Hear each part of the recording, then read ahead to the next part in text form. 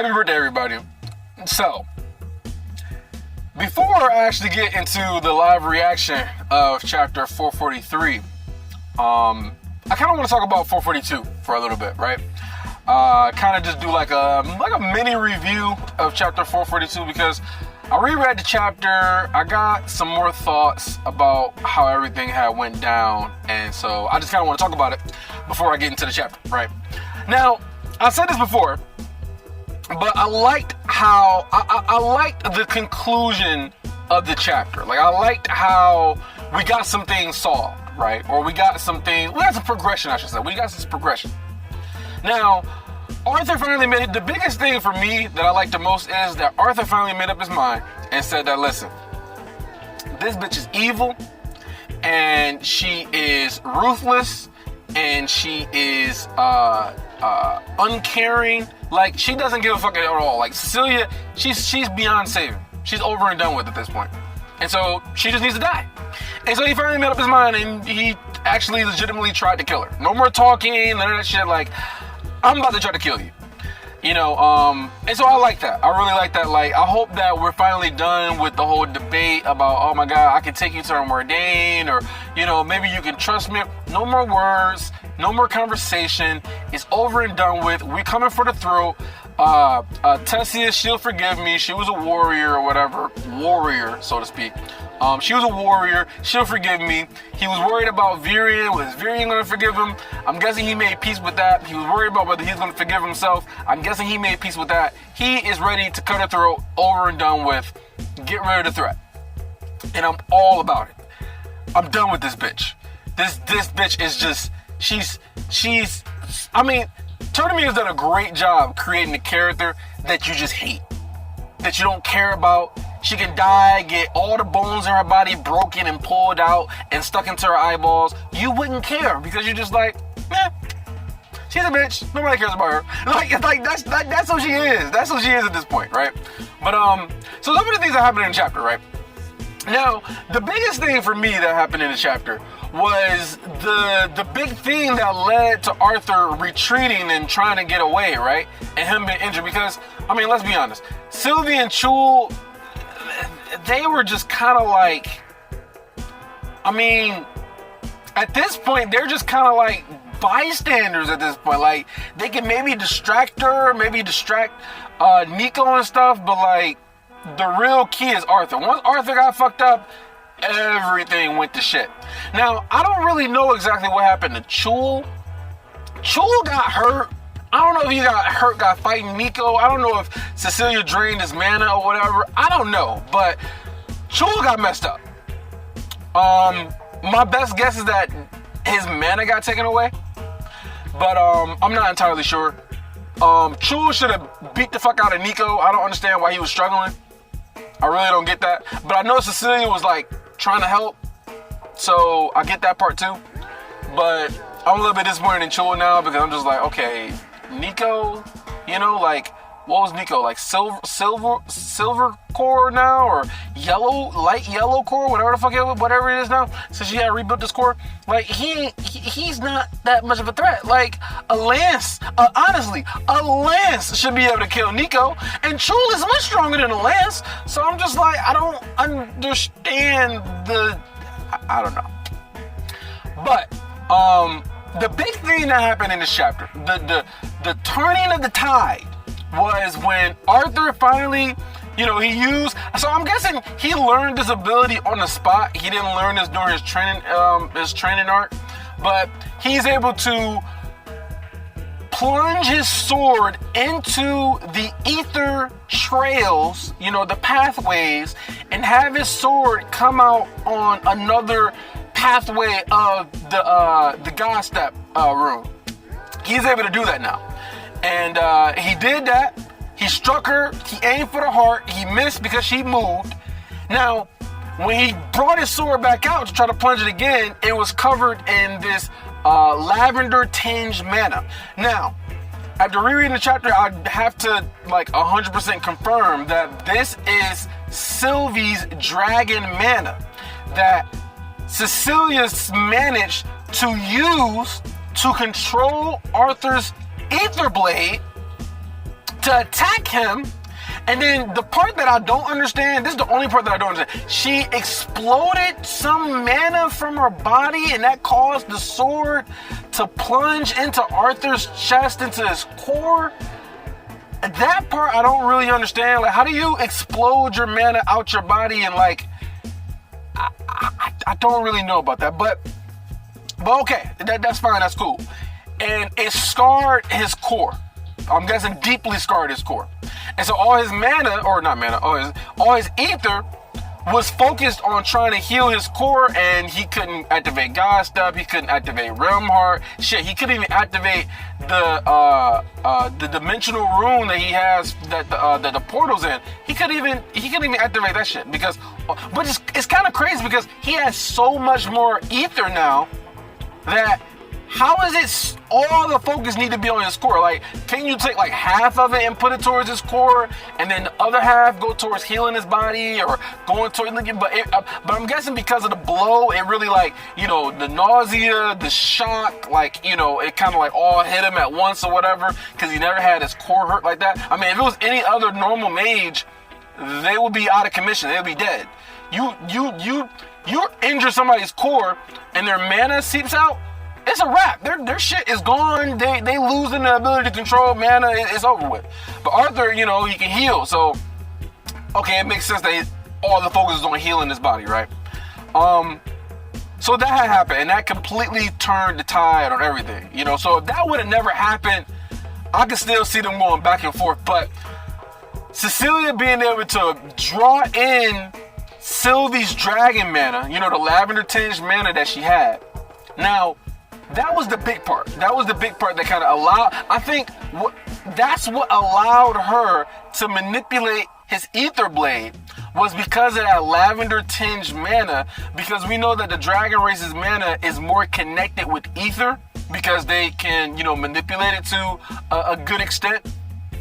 I think that because of it being lavender tinged, that means that she was able to have a little bit more of a connection with his ether, or at least the ether blade, and able to manipulate it to attack him. That's the only reason I can see this happening, because she wasn't able to do anything like this until she got some of Sylvie's lavender tinged mana, which she got because she ended up absorbing one of the spells that Sylvie ended up using to attack her. And she was so shocked. She was like, oh my gosh, she can absorb spells too. And then before Arthur came in and tried to attack her with that attack, you know, to get through her mana barriers, she was absorbing Sylvie's mana just like, you know, directly, just absorbing her mana. Arthur saw it coming, or, you know, seen it, reacted, you know, flashed in between them or whatever. And so that's how that ended up happening. So this is interesting though, because if Cecilia's able to get more dragon mana, you know, because she got a little bit, if she's able to get more dragon mana from, like, you know, killing another dragon or some shit like that, what can she potentially do with ether? Can she influence ether the way that the dragons can? Can she use the dragon's mana to manipulate ether and cause different, you know, abilities and shit, like how they was attacking Aldir, you know, opening up the fucking void or some shit, you know, can use ether to, you know, I'm pretty sure she has a branch of ether that she's strongly connected with, right? Whether it be Vivum, Avum, or Spatium, right? So maybe she can use the dragon's mana and potentially be able to influence ether to be able to do some fucking, you know, some time shit. Or that would be crazy, man. That would be insane.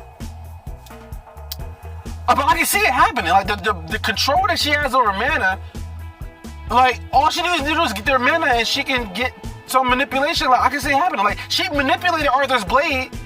Like I can see her manipulating some other ether to do some other crazy ass shit. So that's gonna be crazy. So potentially she's even more powerful now. Like her power level is just going sky high, man. It's wild. It's so wild. Another thing. Cecilia. Okay. It's a trash ass character. I am convinced now at this point that Agrona did something to her during the reincarnation process that's besides, or it has nothing to do with, his manipulation with her memories or anything like that. I think that he was able somehow, some way. I mean, the motherfucker can reincarnate their ass, so I mean, it's not that much of a stretch for him to be able to maybe change some personalities, right? Somehow, some way, he made her extremely loyal to him. I don't know how. I don't know what the process was to do that, but he changed her. She's not the same person anymore. I think that no matter how much mana she absorbs, no matter how much ether she gets manipulation of, I think that he did something with her spirit, with her soul, to make her like undying loyal, like to give her undying loyalty towards him. Because she's not the same person anymore. Like Arthur should have just said to Nico, like, listen, I'm sorry. She's beyond saving. She's evil. She's cruel. She's heartless. And, she's not the same person that you fell in love with. Your Cecilia that you fell in love with on Earth, she's dead and gone. This is not that same Cecilia anymore. And she needs to die. Like, that's where I'm at this point. Like, she's just not the same person because nothing that she does makes any sense, and everything goes back to being loyal to Agrona. One, why is she attacking and fighting Arthur in the first place?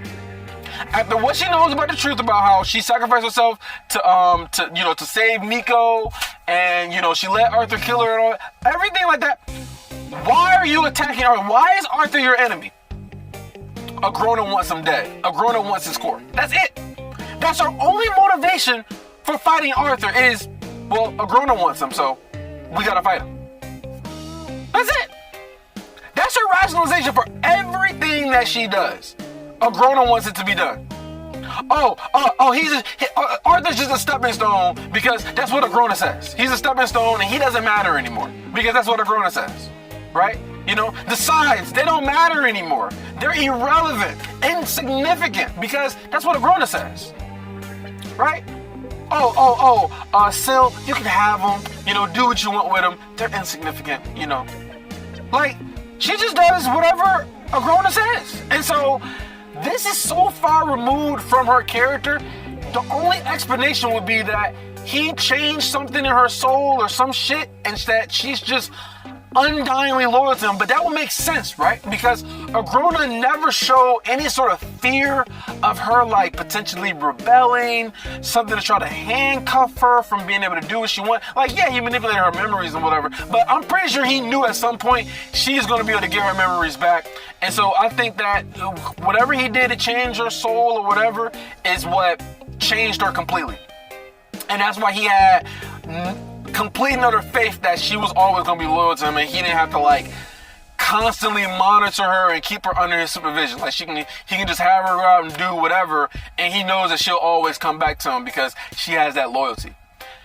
It just makes sense to me. It makes sense. That's the one way that he can keep control and make sure that even though he's bringing back this potentially unknowing, extremely powerful weapon, he's still going to have that control because he's going to instill within her undying loyalty. That's just the only thing that makes sense to me.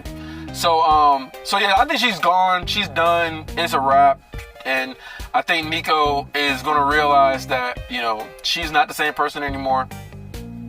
That's why she can't touch him, and she's not tender with him or sweet. Like, she's just, like, she went so far as to try to manipulate Nico so that way he could hate Arthur, so that way she could know that he would do everything he can within his power to defeat him, because that's how badly Agrona wants him. She's willing to go so far as to manipulate the person that she quote-unquote loves and care about by saying that he's the one who killed me, remember? What? That's a lie! And it's just like, whatever it takes. Whatever it takes. So yeah, she's gone. She's gone. And so, I think it's good though. I think it's good that we finally can just be like, okay, no more talks about, maybe her memories or maybe her changing. Like, no, I'm finally at peace with who she is and what she is. She is a slave to Agrona. she's willing to do anything to get Agrona's affection and his praise, and that's all that matters to her.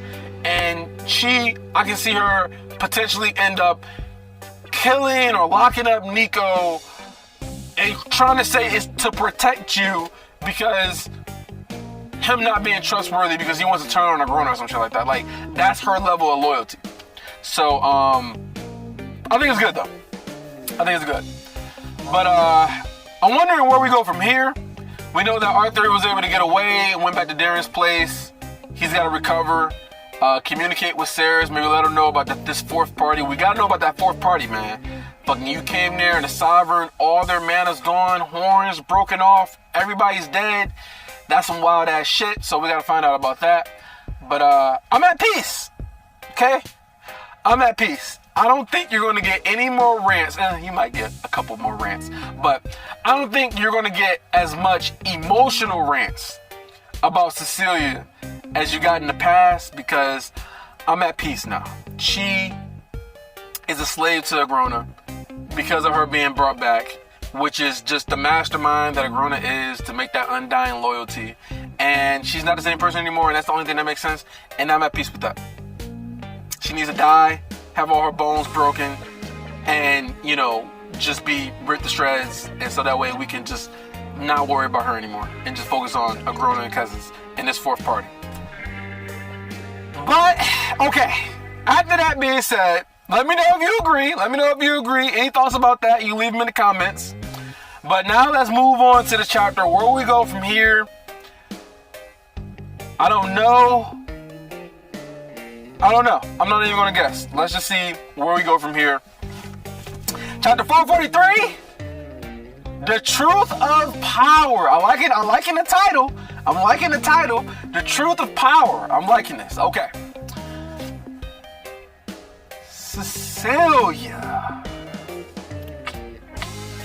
Wasn't expecting that. But okay.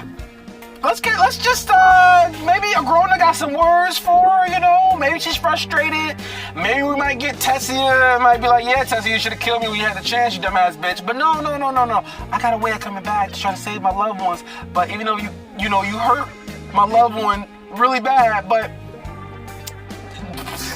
don't get me started on Tessia, man. Don't get me started. Okay.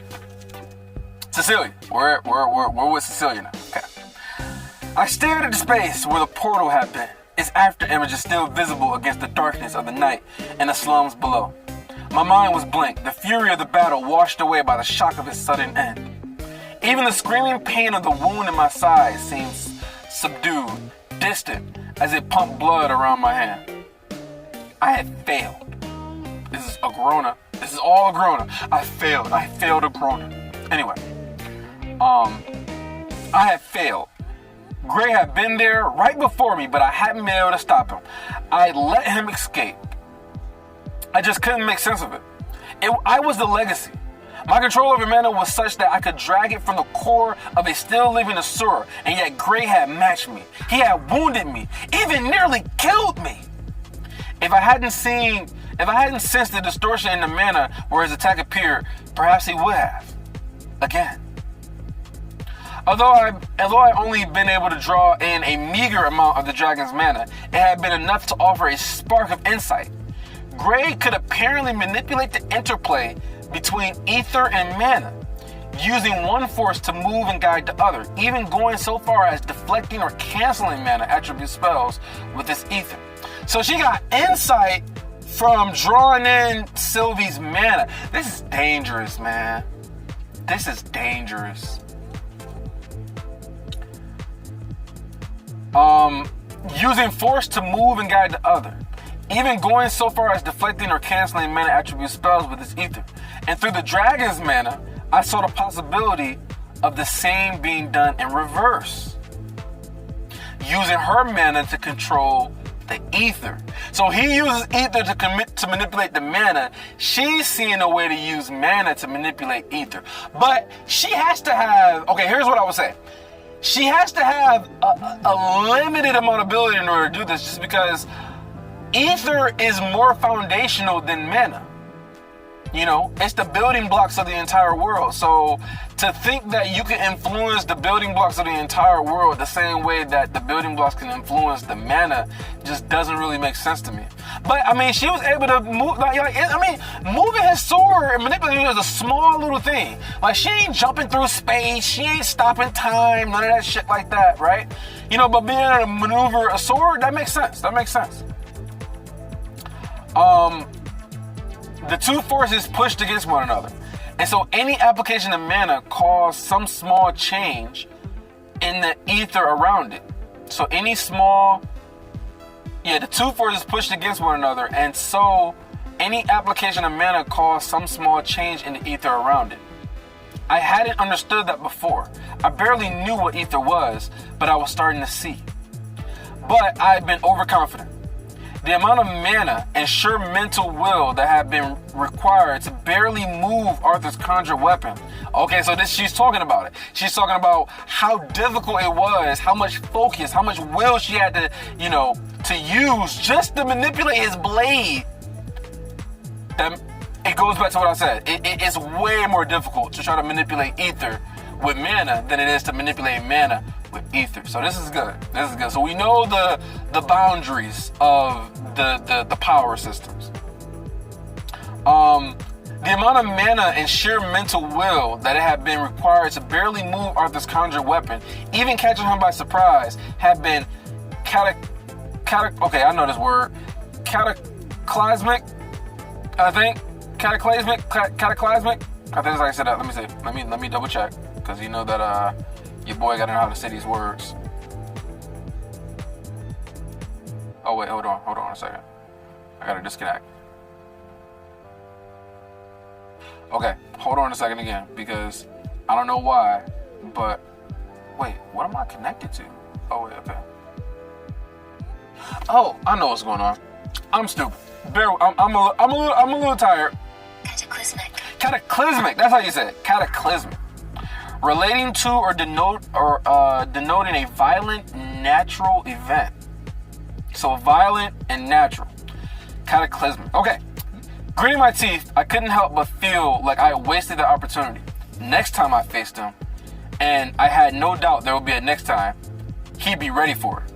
At the very least, it seemed clear that Agrona had been wrong to view Gray's core as a mere curiosity. So she has undying loyalty to Agrona, but she can still question and say that, oh, he's wrong about certain things. And I'm sticking with this undying loyalty, because that's the only thing that makes fucking sense about her character. If she doesn't have undying loyalty to Agrona, her character makes even fucking less sense. Even more less sense. Anyway, it seemed clear that Agrona had been wrong to view Gray's core as a mere curiosity. That, or he was hiding just how much Gray's control of ether impacted his plans. I couldn't be sure what he understood or didn't. A small part of me wished I was intelligent enough to dissect the situation and come away with a better understanding of what Agrona might gain from Gray, Nico, and me. But that kind of strategic thinking had never been my strength. The gusting wind of Nico's flying spells sent my hair blowing around my face as he caught up to me. My eyes touched his, but I quickly pulled them away, unable to bear the sight of him. Like, this is shit I'm talking about. Like, it's just like, but she loves him? Fuck out of here. I can't even bear the sight of you, Nico. But I love you though. But I want to manipulate you too. But I love you though. Doesn't this shit sound like kind of psychotic? Anyway, he was pale, his face bloodied and battered, core exhausted, struggling even to maintain focus through the staff that allowed him to channel his spell. Even flying, he favored his left side where Gray had struck him. He was a little more than broken bones and pooling blood held together by a bruised skin. Guilt coiled up from my stomach to wrap like vines around my heart. Should I have listened to him? I wondered, already starting to second guess my every word and action. Could Gray really help us? She's so indecisive. Kind of like Arthur though, but she seemed so determined back when he first, was trying to talk to her. Shut up! Whenever he tried to bring out the truth and shit like that. Like, and like, how do you react that way? And then after it's all said and done, you're just like, man, should I have actually talked to Gray? Should I have given him a chance? Should I have listened to him? Maybe he could help. Like, how are you second guessing everything when you literally just tried to kill him?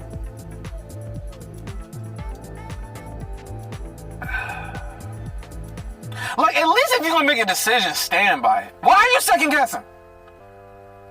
No more rants, though. Remember? No more rants. I am at peace. I am at peace. So he was pale. Second guessing my every word in action. Could Gray really help us do what Nico feared even a grown-up couldn't? I didn't let the thought take root, but instead ripped it out and cast it aside. That was less an option now than it had ever been. The battle had made that clear. No shit, bitch, you tried to kill him. Like, he tried to talk to you. You said no. You started screaming and whining like a child because you wanted to bring up the truth. Because you didn't want Nico to know about the truth. Because you wanted to continue to manipulate him. Like a grown-up manipulate everybody. Because I want to be the next grown-up. At peace. I'm at peace.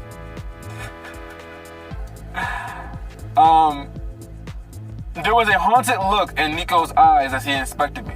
The uncertainty shining like tears about to fall. Like he couldn't be quite sure if I was really there. You're not the person anymore. You're a different person, man. He's starting to understand, like, you're not my Cecilia. You're somebody else. Anyway, that'd be really cool, though. I would really start to like Nico if he... Listen, I'm about to take a little pause right now. I would actually start to like Nico if he recognized that Cecilia wasn't the same Cecilia anymore, that he is once again an utter failure, and that he gave Agrona all this power, manipulated, used his former love and changed her in a way to where she's not the same person anymore. And he completely said that she is, that she's beyond saving, right? She's beyond saving. And that, he recognized that she needs to die at this point. And, like, he apologizes for all the shit that he did. Like, I would actually be able to start to like Nico. And be like, man, you got some growth. You had some understanding. You had some character development. So, I'm going to just point that out. Because it would be cool if he started to actually change his character and start to, besides, like, his memories being, coming back and not being manipulated and stuff. But I think that'd be a cool step in this character. Like, oh damn, like I really fucked up and she's not the same person anymore. I just think that'd be good. I already grown used. Sure, if there was really there, or if he might wake up and I'd be gone. Wait, there was a haunted look in Nico's eyes as he inspected me. The uncertainty shining like tears about to fall. Like he couldn't quite be sure if I was really there, or if he might wake up and I'd be gone. I mean, she's even looking, she even looks at him like he's so dependent on her. Like, oh my God, if she were to leave him, he would just be distraught. It would be cataclysmic. Like he would no longer know what to do with his life. Which, I mean, it's the truth. But I mean, that's just pathetic, That's just pathetic. I'd already gotten used to the hard rage Nico of this world, the one who had gone to war for Agrona, who had killed to bring me into this world. He scared me at first when I was freshly rewoken from the void of death. But it hadn't taken me long to understand the necessity of his rage, his darkness, what Agrona required of us. Here we go. What Agrona required of us to earn back the lives that fate stole. Fate didn't take your life. You took your own life. What are you talking about? Like, you are not a victim. I mean, she's a little bit of a victim in her past life. But you're not a victim anymore. You decided to let yourself be killed. You chose to love Nico when he was weak, when he couldn't protect you. Those are all your decisions. That's not fate. Those are your own life choices.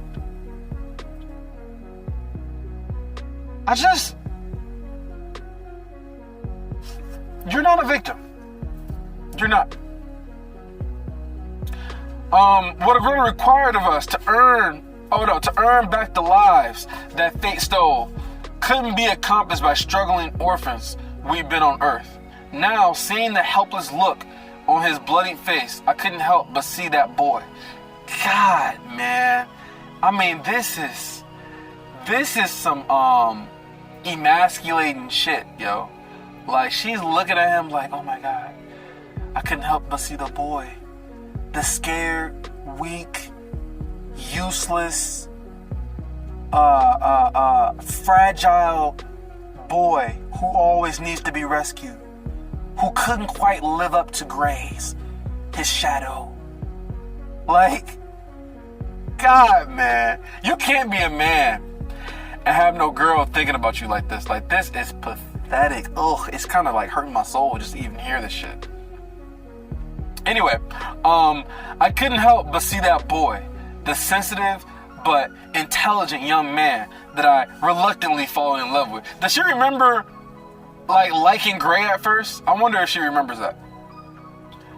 But thinking of that Nico only reminded me of the weak, frightened little girl I had been. The years spent foolishly hoping I could get my key under control as a child. Then, all that time locked away, experimented on. Their training beaten into me every single day until all I could think about was the escape of death. I opened my mouth and prepared to scream, but the frustration and pain lodged in my throat, and only silence radiated out from me. Then everything else came rushing back in. The fear, the guilt. Okay, let me try to break this shit down. Everything else came rushing back. The fear. What's her fear? Her fear could be disappointing Agrona. Her fear could be never going back to Earth. Her fear could be losing Nico. The guilt. What could she be guilty about?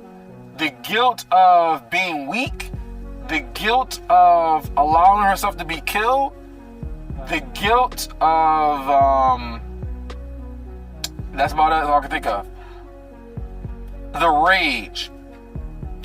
I don't understand why she's like angry at the people who were manipulating her, angry at the people who experimented on her, angry at her weakness. Like, she don't have any reason to be angry at Arthur. So that's the only thing I can think of for the rage. The uncertainty. I guess it goes back to just not knowing what the future holds, right? Not knowing what Arthur's going to do, how her future is going to be impacted by Arthur, the uncertainty about what Agrona wants from them, that sort of thing. That can be part of the uncertainty. The hope. I guess hoping that everything works out, hoping that you go back to Earth, hoping that you have this happily ever after that you do not fucking deserve. Let me just make that clear.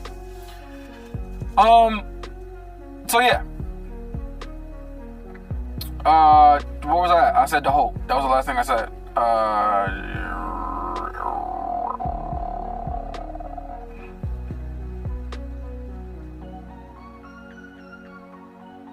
Okay, but the pain overwhelmed it all. For a moment, I remembered how it had felt to die.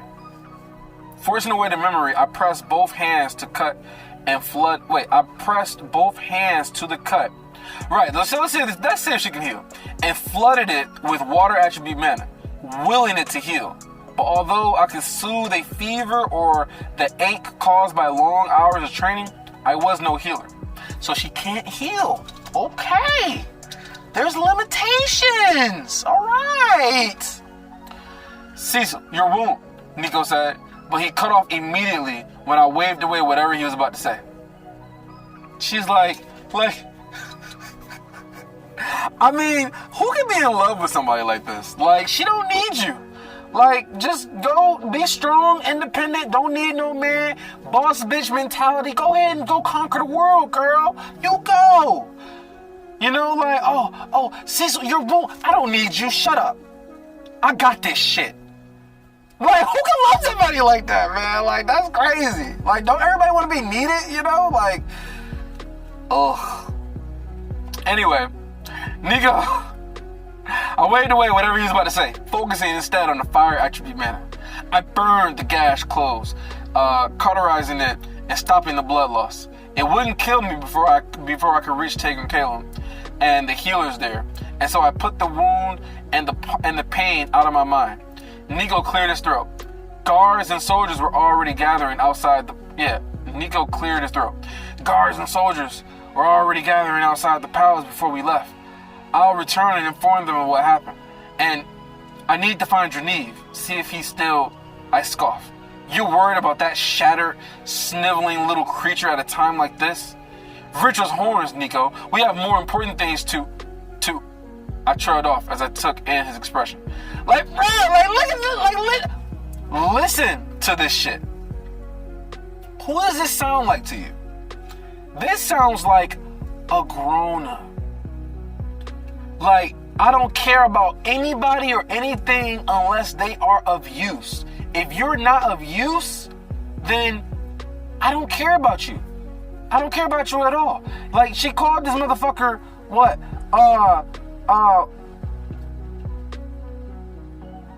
What did she say?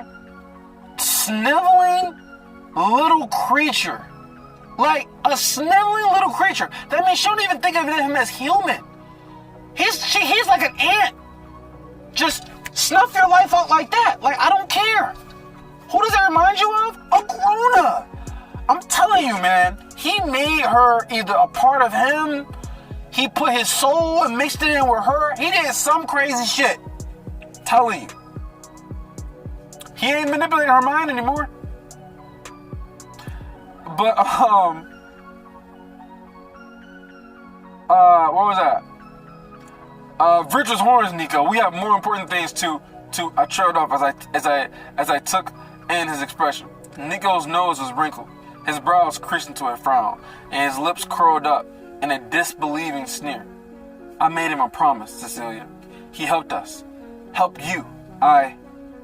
This time he cut himself off, looking away. He dragged in a long fortifying breath.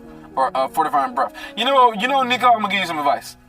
Instead of asking her for permission or getting validation, just do what the fuck you think is right. Just do what you want to do. Like, be like, listen, I'm about to go get Draniv and see if he's okay. And the minute she start talking, cut her off and be like, no. I made him a promise. I'm about to go get him. If you don't like that, I don't give a fuck. I'm about to go get him because I have morals and I'm gonna stay beholden to my word that I gave him. You know, that's a masculine shit. But no, you gotta bite your lip. Oh my God, let me wait. Anyway, just some tips, man. I'm giving out some tips. I trailed off Nico's nose. Yeah. He helped you. This time, he cut himself off, looking away. He dragged in a long, fortifying breath. When he looked back at me, he was calmer. I've treated him terribly for years. I understand how you see him, how you see everyone else, because I used to be the same. That's why I want to help him escape this life. The weight of his words nearly pulled me right out of the air. I felt my cheeks redden with shame at his chastisement. Bruh. Oh, you now realize, I mean, I guess it's very similar to Nico, like the rage and just like, oh, everybody else is insignificant, how he killed those judges when he heard about Gray and shit. So, but she's way more connected to Grona though. So I felt my cheeks redden with shame at his chastisement. I'm sorry, Nico, for not telling you what I remembered sooner. He let out a huffing breath, somewhere between a laugh and a scoff. Please, don't apologize to me. It's not... What do you mean, don't apologize, bro? Like, you're worthy of being apologized to. You fucking simp. Like, come on. Like, she can't do everything right and perfect. Like, she makes mistakes. You deserve apologies. Like, she shouldn't have kept that information from you. Like, yeah, Nico, you done a lot of fucked up shit too. You kept a lot of things from her. But, like, understand that, okay, yeah, she, you deserve to be apologized to, and then you can apologize back. But don't be like, oh no, don't apologize to me. I'm not worthy of an apology. You're a goddess. You can do no wrong. Like, this is, ugh. Anyway, No more rants. I'm good. I'm just giving advice, just giving tips. Please don't apologize to me. He trailed off. As the wetness in his eyes fully began to fall down his dirty and blood-crusted cheeks as tears, he turned away and began floating back towards Sovereign's Exege's demolished palace. So he started crying. So was he crying from hurt? You know, like, oh, like, you know, I wish that Grey was wrong. Like, why didn't you tell me? Like, you know, maybe he's crying because he's upset that she had to go that far just to try to save him. I don't know, man. I hope he realizes that she's not worth all this effort, you know, that she's just not the same person anymore. Maybe if we got the original Cecilia, you know, it wouldn't be like this, but she's just not the same person, man. So yeah, he cried, but then turned away his tears. So he has a little bit of pride, a little bit of masculinity. Don't want to, you know, show himself crying. So, you know, he's not that sensitive. Balling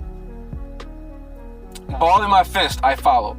I'd almost forgotten about the Sovereign. It seemed unbelievable, impossible, that Grey was powerful enough to defeat a fully blooded Basilisk Sovereign and his entire personal guard, and afterwards still have the potency to fight me to a standstill, even with 2 fledgling Asuras at his side. She called them fledgling Asuras. That's funny. Which, I mean, it's just true. Like, they wasn't really that much of a help. Fuck. If anything, they became a liability because they succumbed to VS's fucking illusion spell. The only reason they got out of it was because of Arthur. Like, man, they need to step their game up, man. They need to step their game up. Agrona needed to know what had happened immediately. A Sovereign had been assassinated, a Scythe killed, and our target had escaped. It was not a conversation I was looking forward to. You should have listened to Nico. Tessia's voice sounded suddenly in my thoughts. Man, Tessia, get the fuck out of here. Don't nobody care about you no more.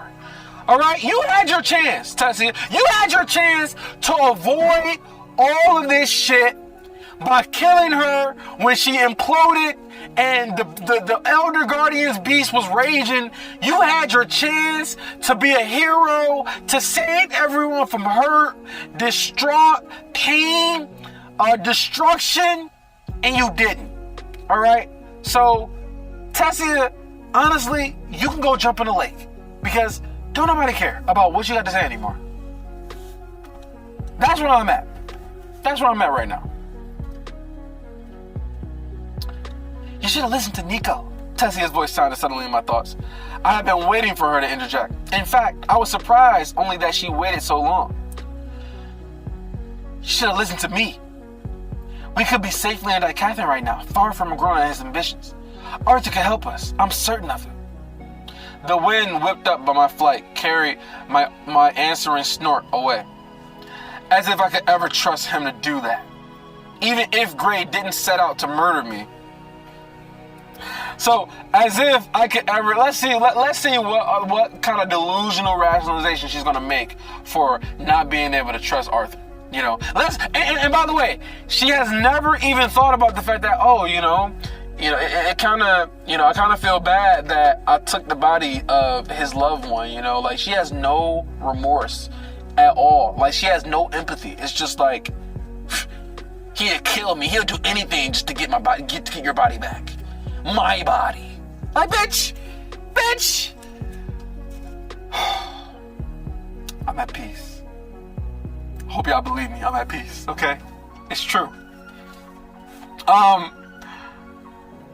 Where was I at?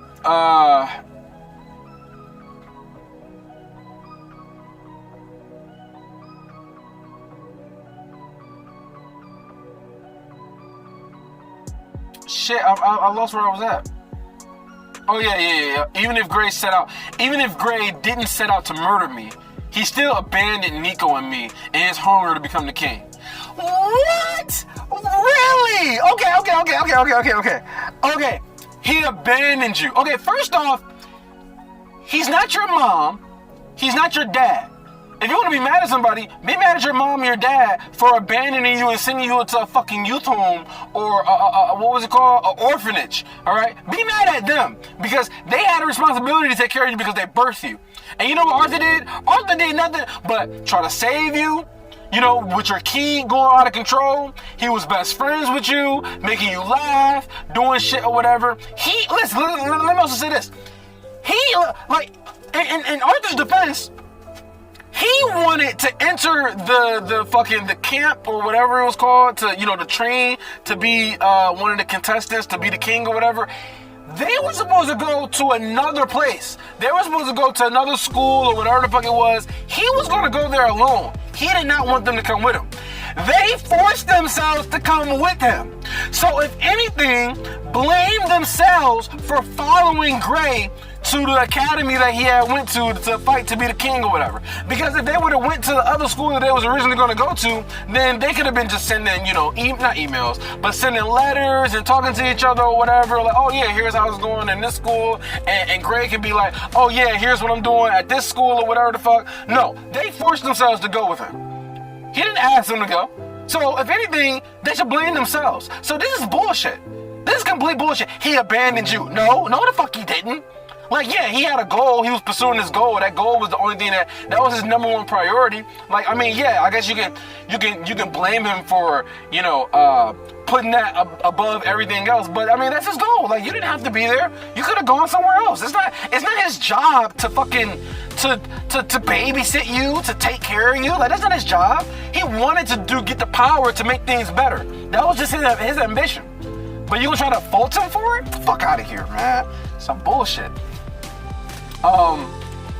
Like these pathetic ass excuses. He abandoned you. Fuck out of here.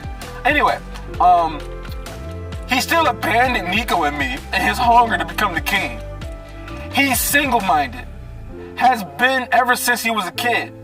It seems he wants me dead badly enough that he's even willing to kill you to make it happen. So now you're gonna fault him and try to. Do you hear this shit, man? This bitch is such a horrible character. So now she's willing to go so far to say that she's gonna use the fact that he's willing to kill Tessia's body to get what he wants. And she's trying to use that as to show how heartless and single-minded he is, that he's willing to kill his beloved's body just to do what? To make sure that she doesn't fucking kill everybody that he loves and cares about? Like, does she even think about the fact that the threat that she poses? And does she even think about the fact that how difficult it is for him to even do something like that? Does she think about the fact that he stopped himself from doing it the first time because he couldn't bear killing the person that he loved? None of this shit is clicking in her brain. She's just like, oh, he's so terrible. He's even willing to kill you to get what he wants, Tessia. Like, bruh. Man. Anyways. He's single-minded. Has been ever since he was a kid. It seems he wants me dead badly enough that he's even willing to kill you to make it happen. He defended himself, Tessia countered coolly. Her consciousness wriggling. She doesn't give a fuck about what she had to say. Like, that's why I think that all of this conversation shit, this is all gonna amount to nothing. Because all the conversations that she's ever had with Tessia, I'm talking about, all the conversations she's ever had with Tessia has never gotten anywhere. It's never resulted into any character development, any changing of her actions or anything like that. Like, maybe she kind of questioned some things or whatever the fuck, but I mean, questioning something and then actually acting and making different decisions, those are two different things. So, this is all just useless. Tessia's a fucking dumbass. Cecilia's a fucking dumbass. They just, oh God. He defended himself. Her consciousness wriggling under my skin like a parasite. The parasite, huh? When you took over her body, but she's the parasite. Isn't the parasite the person that invades your body and takes over? But she's the parasite? Do you hear this shit? Turtle me. You're making A disgustingly repulsive character, man. Like, she's becoming more repulsive than Agrona. Agrona. That's some shit. Yet again, you are the aggressor, putting him on his back foot as history repeats itself. Her voice was silent as a tense pause hung, pregnant between us? Okay, never heard that like that. Then, are you really such a coward that you'll force him to kill you twice to escape your lives? Wait, is this Tessia saying this? Are you really such a coward that you'll force him to kill you twice to escape your lives? You put that burden on him again. A person you once considered your best friend. Someone you used to love, even. A bitter laugh burst from our lips, only to melt away in the night as we approached the ruin. Oh my God. As we approached the ruined palace. Love? As if I was a child with a crush on the first person who'd been kind to me. Besides, Gray was never like that. Romantic, and he gave up on me the second she showed an interest in him. Wait. Gray was never like that. Romantic. And he gave up on me the second she showed an interest in him.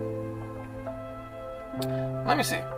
Love as if I was a child with a crush on the first person who'd been kind to me.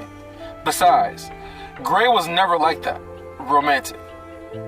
And he gave up on me the second she showed an interest in him. I don't understand that part.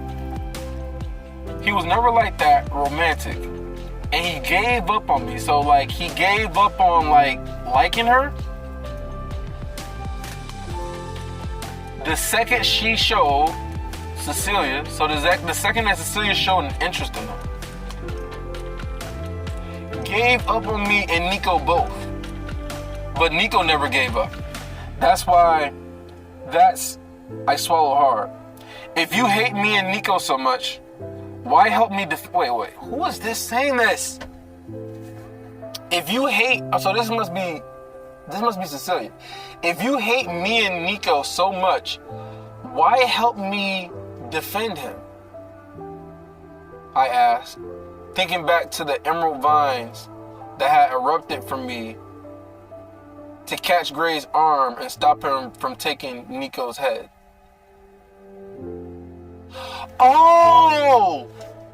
That was Tessia. I was wondering, like, oh, she can use plant magic now? But no, that was Tessia. If you hate me and Nico so much, why help me defend him? I asked, thinking back to the emerald vines that had erupted from me to catch Gray's arm and stop her from taking Nico's head. You released the Elderwood Guardian's power to me just for a moment.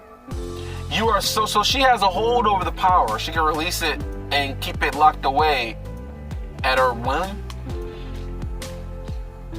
You are so sure that Gray that he would help us, and yet you know just as well as I do that he was ready to kill us both. If he'd been able.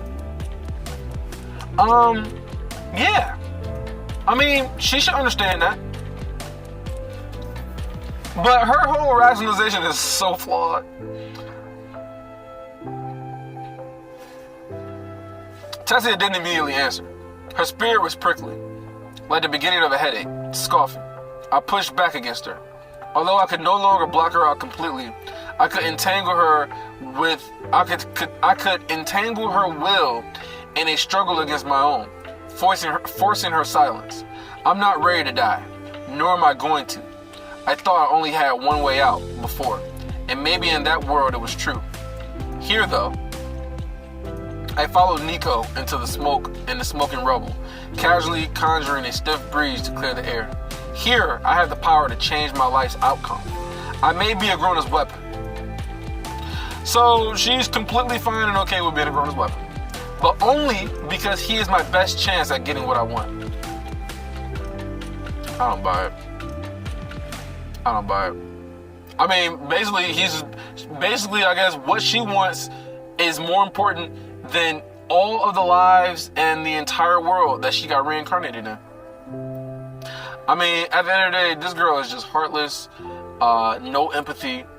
I mean, and then she's trying to say, oh, I'm doing all this for Nico and us, for us to have a happily ever after. Fuck out of here, man. Fuck out of here.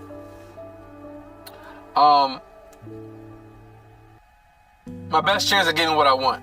When I'm done with this world, I will return to Earth. Not as the legacy, but as Cecilia. Who the fuck is gonna like you, bitch? Who is gonna even like you? And I will live a quiet and loving life with Nico. I will, like, this is all lies. Even as I pictured it, my mind stumbled over the thought. Ever since Agrona had promised to make it so, I had only accepted it as being what I wanted. I never asked to be the legacy, only to be allowed a life. But would the cozy cottage far from the cities, politics, and war of Earth really give me that? Could I sacrifice the power I now had for the life that I lost? No, she won't, because she loves how powerful she is. She's not gonna give that shit up. Fuck out of it. That's why I said it's a lie. To give someone this gift only to snatch it away from them, it was a fate worse than death. Hadn't those been my own thoughts? Seeing Nico's wound? Was it really my heart's desire, my heart's dearest desire, to give up everything I've gained from this world, from Mana?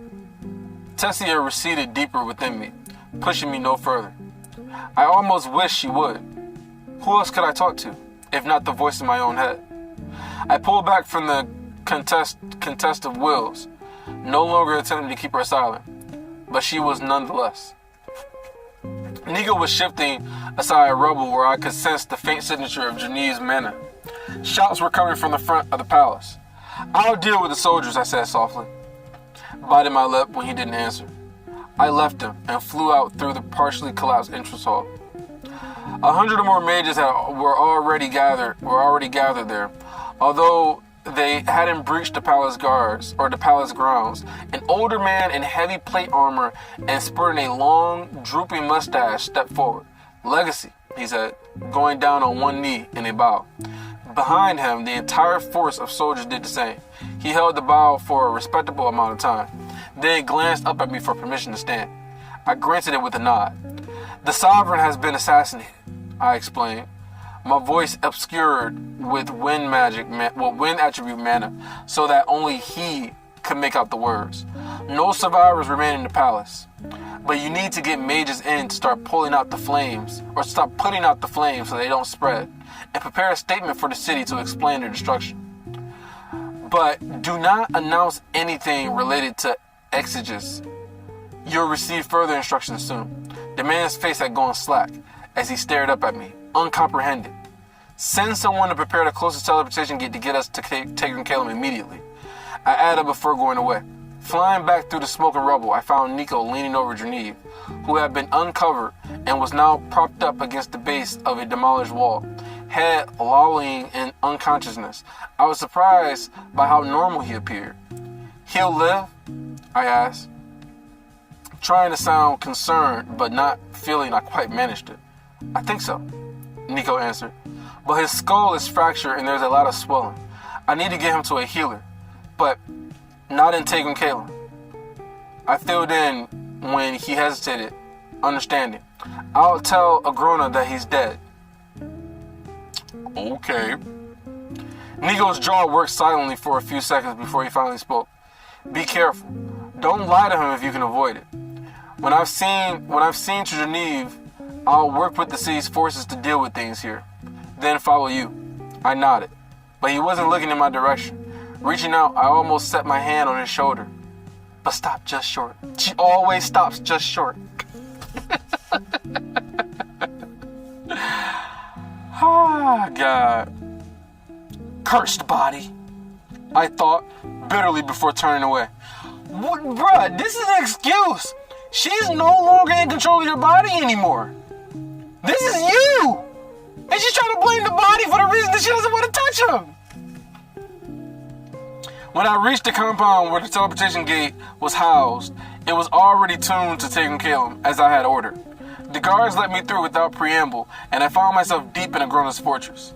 By the fuzz and bustle It was clear that everyone was aware of what had happened and on high alert. But I also detected a certain amount of confusion in the response. Although I received customary bowing and scraping at my appearance, I had expected a message or orders from a groaner to be waiting for me in the teleportation chambers, but no one approached me. In fact, there was a distinct edge of fear in the way the attendants and soldiers watched me stalk through the chamber, with most avoiding my eye while others visually devoured me, breath batted, like they were waiting for me to give them orders instead. I grew more and more tense as I made my way up through the fortress, and no one stopped me at all. It wasn't until I started up the stairs that opened into the hall connecting to Agrona's private wing that I started to understand. Above me, someone was screaming and shouting. Maybe the person that's screaming and shouting is Melsry because of the Aes Sedai. I don't know who else it could be though, but that's my best guess. Someone was screaming and shouting, her rage shaking the very stones. Before I could open the heavy iron-bound door, it was blown off its hinges just in front of me. It slammed against the opposing wall and exploded in a spiderweb of shattered wood and twisted metal. The previously ornate hallway was in ruins. The object decorating the halls had been flung down, the furniture cracked, the thick rug tattered and burned. A dragon's horn. The furniture crushed, the thick rug tattered and burned. A dragon's horn pierced the wall. Red and orange feathers now blackened by the flames. Red and orange feathers, blackened by the flames, had been cast all around, spotting the floor like so many bloodstains. A dragon's horn is pierced the wall. Red and orange feathers, that's like from the Phoenix clan, right? Now blackened by the flames. So they were burned by some sort of like, by the basilisk mana, the basilisk, decay magic, right? Have been cast all around. So the feathers are all around, they're blackened by the flames, spotting the floor like so many bloodstains. Standing in the middle of this wreckage was Melsry. Her back was to me.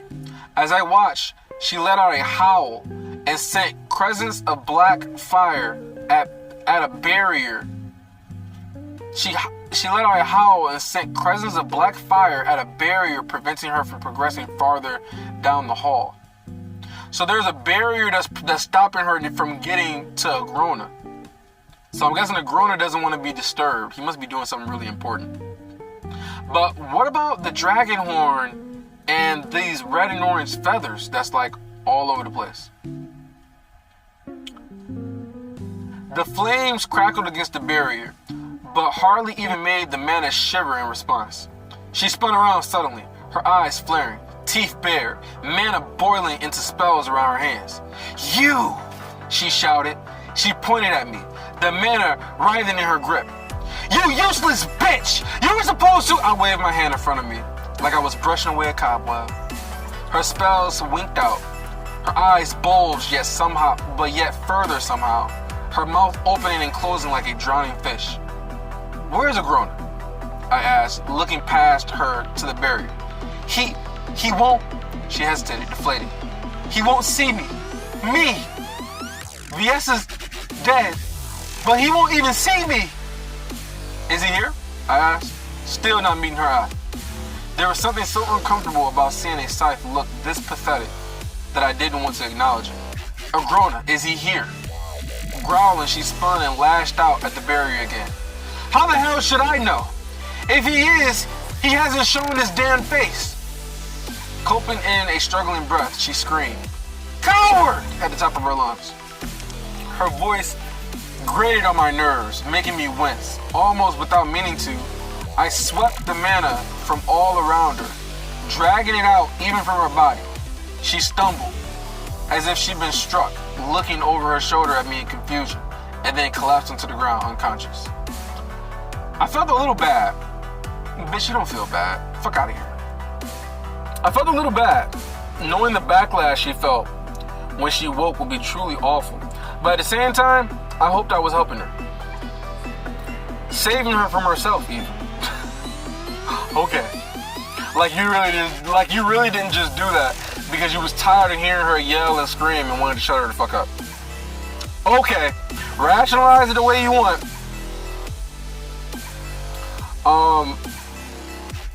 Saving her from herself. Even if she did meet with a girl in her current state, the conversation would not go well. Better she sleep through the worst of her grief, I hope. The barrier preventing her passage opened like a curtain before me and closed just as easily behind. I passed through the doors, beyond, then into Agrona's private wing proper. I seen only parts of this side of Tegan Galen. Agrona had let me come and go as I wished at certain times, but had warned me against exploring too thoroughly into his space. It was dangerous. He had told me when I was just coming to terms with my reincarnation, and I was expected to restrict myself to seeking him out directly if I entered this wing. Extending my senses outward, I searched for his mana signature. Many sources of mana shone throughout the fortress. Some of them even a sword, I was sure, but Agrona wasn't among them. I never known him to be absent from Tegan Galen. Certain he was, I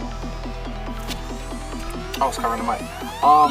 Certain he was deeper within. His mana signature shrouded by his own doing or some aspect of the barrier he wrapped around the entire wing. I pushed forward. Each room I passed through was plushly furnished and decorated with the spoils of his centuries of leadership. He was particularly fond of the body parts of other Asuran races, such as the horns and wings that had before Melsri's tantrum adorned the entry hall. But he seemed to collect a wide variety of portraits and tapestries, as well, covering the walls and dozens upon dozens of them. As I explored deeper into the wing, I reached rooms I had not seen before. I realized there was a kind of story being told, a descent from light into darkness. It was, I thought, a metaphor for Agrona's flight from Ephiodus, told in portraits and scenery. Recognizing this made me sad. Oh my god.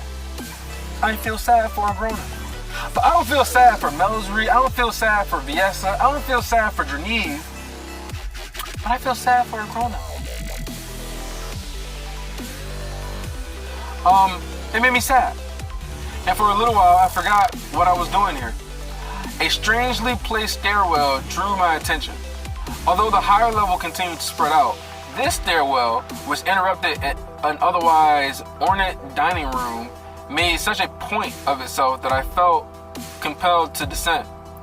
Just like the story, the decorations were telling. The finery of the upper floors was left behind, and I entered into the narrow halls of cold stone. The tunnel turned, oh my god, shut up. The tunnel turned and turned again, intersecting a dozen others like a labyrinth. Doors were intersect at odd distances and in unusual locations. So, I guess we're just getting more about Agrona's layers, and I wonder what we're gonna find.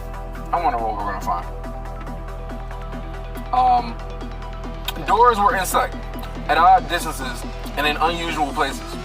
And when I thought to check behind one, I found a small room with a single glass orb resting within a narrow indentation in the top of a small pedestal.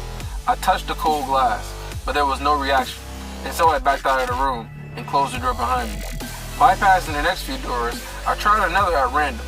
The door beyond was empty except for a round grate in the floor, through which a constant trickle of water ran. The water seemed to be coming from the walls themselves, seeping out of the stone. When I found myself at the end of one branching tunnel, I opened the door to peek inside and caught my breath. Slipping inside, I closed the door behind me, then stared down at the object taking up most of the barren room. It was a table, perhaps 6 feet long and 3 feet wide. Before, looking at it filled me with a sense of wrongness. Like invisible insects were crawling up my arms and legs. Hesitating, I ran my fingers along the grooved rooms. Just as indecipherable as they were the last time I had seen them, the table I had woken up on after my integration. I wonder what the runes mean, Tessia thought, subtly resurfacing. Decipher them, and you'll know what Agrona was really trying to do when you awaken. Okay. A sudden bolt of fear hit me. Oh my God. Okay, so what? She's not gonna want to learn. Well, I don't know if she's not gonna do it or whatever. But basically, she's afraid. She's afraid that Tessia might be right. That maybe he's trying to manipulate and control her or change her or something like that. And she's afraid that it's true and that she can't trust Agrona. Her loving, undying loyalty to Agrona. Anyway, let's see where this goes. Decipher them and you'll know what Agrona was really trying to do when you awaken. A sudden bolt of fear hit me. Quickening my pulse, I knew in that instant that I had gone too far. So look, I guess the manipulation is so strong that even when she's getting close to try to find out the truth, her instincts tell her, back away. Don't investigate. Don't do it.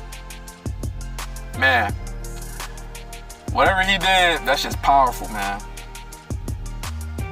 I ain't going too far. Whatever this table represented, whatever those runes did, Agrona would be furious if he knew I'd found it. Even if he didn't punish me, he'd have the table relocated or even destroyed. I was certain. And so, you're not curious. Why? You know in your mind, he would be so angry if you found this out. Why would he be so angry if you found this out? What is so special about this table that if you were to find out, he would be furious? But that loyalty though, man, that loyalty is strong. Whatever the table represented, whatever those runes did, Agrona would be furious if he knew what I find out. Even if he didn't punish me, he'd have the table relocated or even destroyed. I was certain. If he did so, I wouldn't be able to show Nico the runes in their complete form. Okay.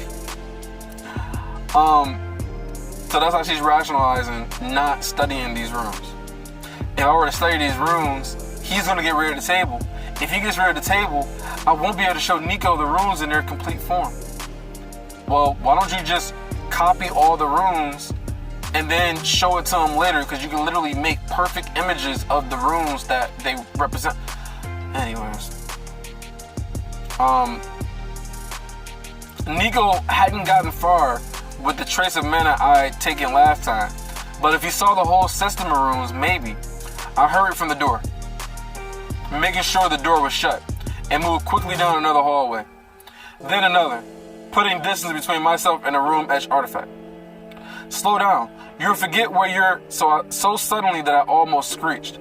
I rounded a corner and found myself face to face with a robed young woman.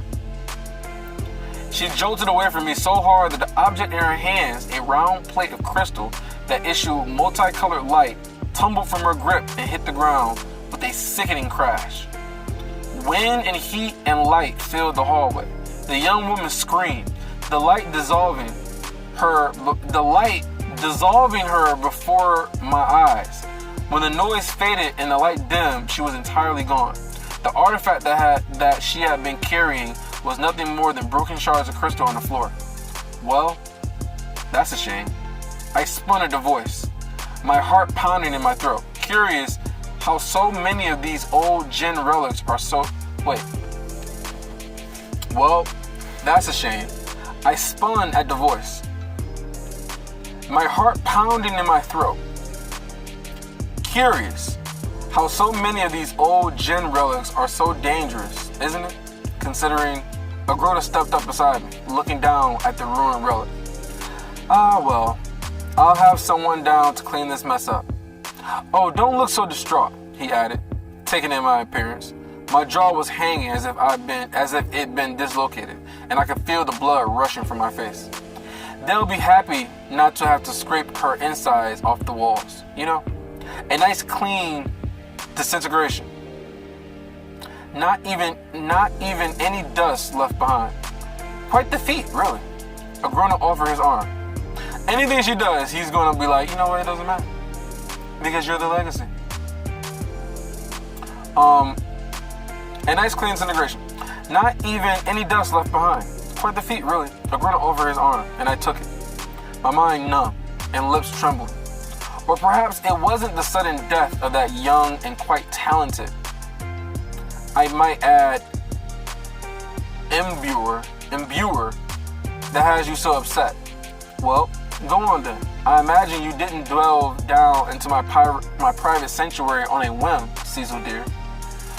Protect your thoughts, Tessia shouted in my head, filling every corner of my mind.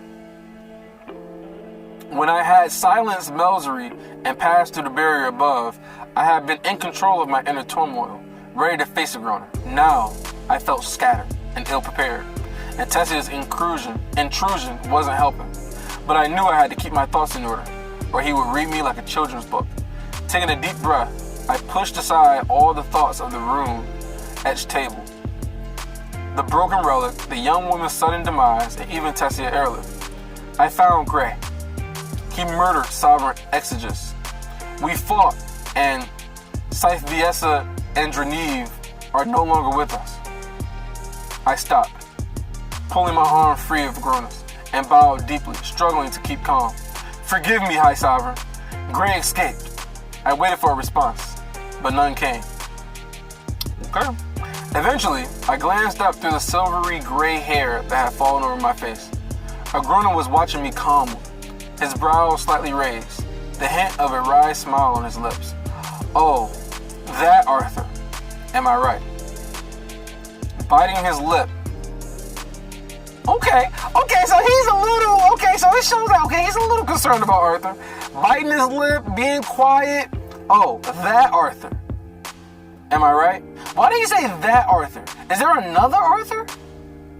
Biting his lip, he extended his arm again, and I took it. Like a bad egg floating to the top of the pot, he just refuses to be kept down, doesn't he? I stared up at Agrona, entirely unable to read his mood. Outwardly, he seemed almost giddy, but I couldn't trust his outward emotions. Chuckling at the look on my face, he gave a little shaking of his head, setting the ornaments in his horns to jangle. Allow me to let you in on a little secret, he said, smiling coyly. Arthur Leyland, Gray, is doing exactly what we want him to. Hold on, let me pause, okay. Doing exactly what we want them to. Let me turn away a little bit. Oh shit, this is really fun. Okay. So what does he mean by that? Maybe him exploring the relic tombs? Maybe him gaining insight into ether so he can steal it?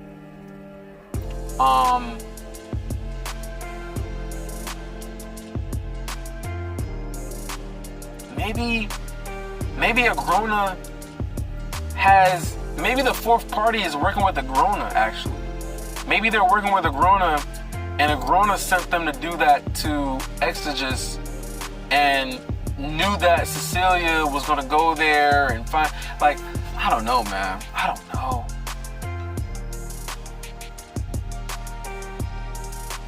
Arthur Leyland, Gray, is doing exactly what we want him to. What? I asked, unable to stop myself from choking on the word.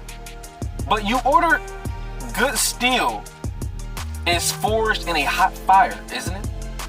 So good steel. So basically, a good sword, which Arthur apparently is a really good sword, is forged in a hot fire. So what? You gotta melt it, you gotta break it, you gotta heat it up, in order for you to get it to do what you want it to do. Let me see what he says.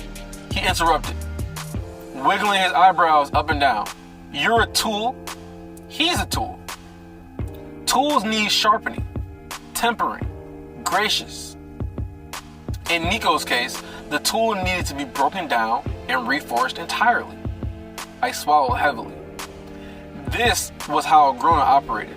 Flippantness, sudden switches of extreme personality traits, vagueness. He always knew how to put his opponent off guard, and right now he was treating me like an opponent. Nico nearly died. I almost died, I snapped, stopping to point down to the wound in my side, blood soaking my clothes. If you really are tempering us or whatever, what are you doing to ensure that we don't shatter? Agrona seemed entirely unconcerned as he looked down at the blood staining half my torso. Would you agree, Cecilia, that battles are won by strength? I sensed the trap in his tone, but I couldn't see it. And wars are won by strategic application of that strength, yes? Not exactly, no. Wait. Did he continue to say this? Did Agrona say, and wars are won by strategic application of that strength? Or did Cecilia say that? Yes. No, not exactly, no. Battle doesn't consist of... Oh, so this must be Agrona. So I think Cecilia said that, and then Agrona responded and said, not exactly so. Battle doesn't consist only of power levels. If that were the case, Kezis, with his vastly greater numbers and resources, would have successfully assassinated me long ago. Agrona began walking again, and I had no option but to follow. Regardless of whether you are studying lessers or asuras, there is a universal truth to violent conflict. The factors surrounding a battle, the emotions, interplay of relationships, crossroads between expectations and effort, are equally important to the outcome as the strength of the combatants. So he's saying the factors surrounding a battle, the emotions, the interplay of relationships, all that stuff are equally as important to the outcome as strength of the combatants.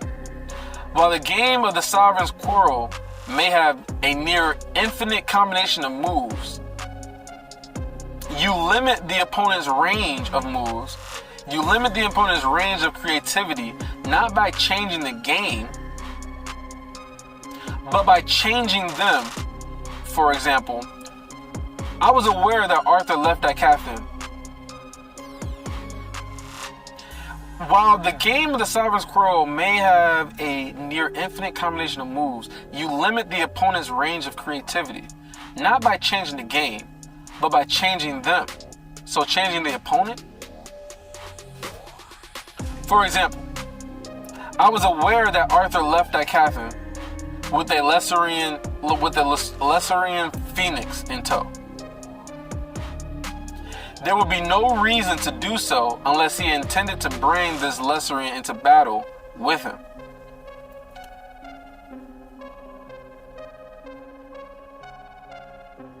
How did he know that? Man, Agrona, man, his sources, he got connections, bro. There would be no reason to do so unless he intended to bring his Lessarian into battle with him. Dragoth would have been a poor match for such a warrior, and so I kept him where he is, banging his thick horned skull against Sarah's shields. VS's powers, I started out loud, then trailed off. Agrona nodded encouragingly, like I was a toddler taking my first steps. It's a shame she died, I suppose, but she served her purpose. The Lessarian's impact on the battle was reduced, and even turned into an asset, disrupting Arthur's ability to focus on you and forcing him to protect his companions while you were not so impaired. I said this, man. They were a liability. They were a liability, man. He would have been better off going in by himself. Damn, man. Agrona, yo. That's crazy. The foresight. I felt a cold chill run down my spine. I hadn't told him any of that. He read it in my thoughts. Agrona was silent for a moment, his eyes tracking across the length of my body. After all, it seems you were able to absorb some of his Dragonbond's mana, even if only a touch. It was too much to absorb while also struggling to keep my thoughts in line. Squeezing my eyes shut tight until white spots burst beneath them, I focused on my breathing. Only after opening my eyes again did I feel confident enough to speak. So what is it that we want Gray to be doing? Pausing, he pressed a finger to his lips and looked up as if thinking. I've never met another who can manipulate ether the way he can. Okay. What is he thinking? I've never met another who can manipulate ether the way he can. The Jinn knew more. Sure. Could work ether in a way that seemed like, well, magic. He said with a sharp laugh.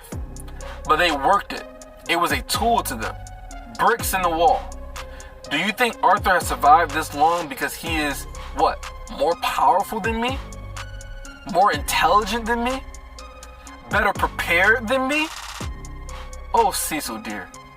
He gave himself over to a fit of soft laughter, his body shaking beside mine as we... So wait, what is he thinking about Arthur, man? So is he just talking about, like, he's just maybe bringing Arthur up as an example of just, like, he has to risk his life and prepare to sacrifice everything just to get... What is he going to say? He gave himself over to a fit of soft laughter, his body shaking beside mine as we walked through the narrow corridor.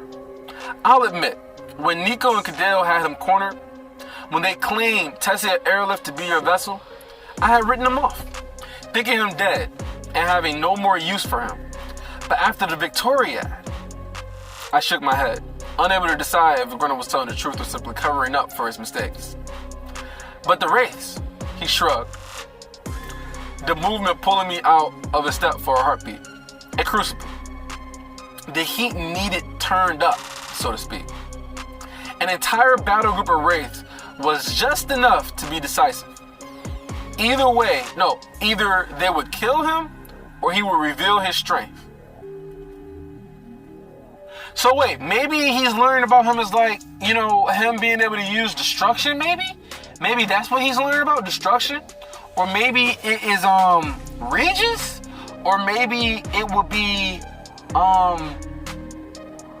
him learning about being able to teleport? I don't know. If it were,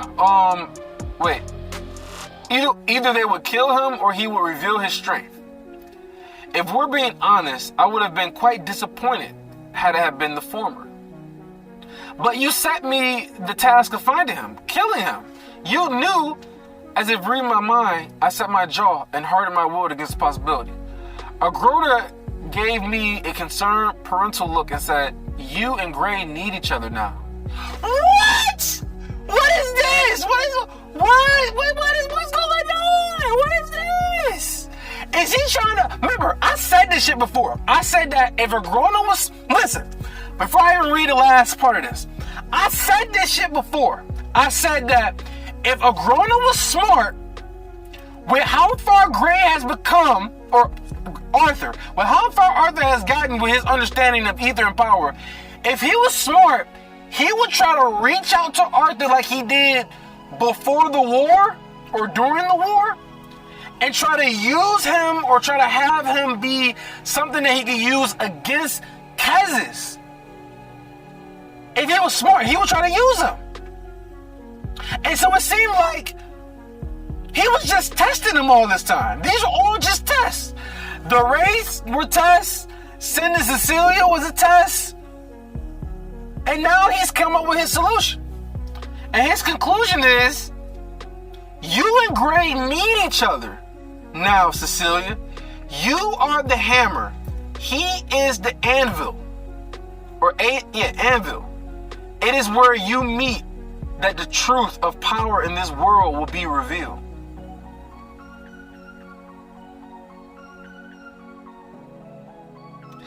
Bruh.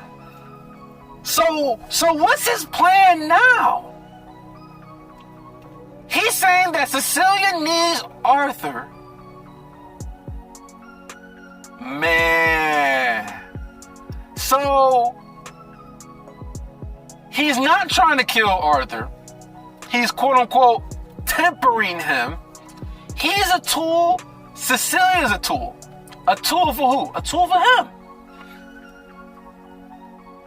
Wow. So I guess before I go, here's the question I will pose. So what's Agrona's plan next? Is he planning on trying to get a deal done with Arthur and trying to make some sort of deal like how Kessis did? Some sort of agreement that he's going to use Arthur to fight against Kessis? You know? Agrona, man. He is dangerous. Wow. So, I mean, even the Wraiths, like, he's just like, no, just a test. I would have been disappointed if he would have got killed. That's crazy. But then Cecilia was like, oh, was it covering up for his mistakes? But he has made some mistakes because he was like, oh yeah, Arthur, he's not to be concerned about. So some of this shit that he's saying, some of it is a little bit of little bit of bullshit, you know? It's like, you know, this is all kind of part of my plan. Like, bitch, no the fuck it wasn't. You didn't expect him to do all this. You didn't expect him to survive. You didn't expect him to do what he did to Victoria. Now, he might have expected for him maybe to survive against the Wraiths, and he probably expected for things to go the way that they did with Cecilia and Nico and all the rest of them. But does he know about the Sovereign being killed? He hasn't said anything about that yet. But you and Arthur need each other. Wow. That's crazy. That's crazy. What do y'all think about this chapter, man? What do y'all think is next? What do you think Agrona's gonna do? Is he gonna reach out? That's crazy. But it makes sense. That's crazy. But listen, I hope y'all liked the video. Like, subscribe, all that shit. Help me out. Help the algorithm. I'm trying to get to 1,000 subscribers. 1,000 subscribers is the goal. It's been slow. Very slow. But we can get there. 1,000 subscribers, we can get there. But I'll check you guys out in the next video. Peace.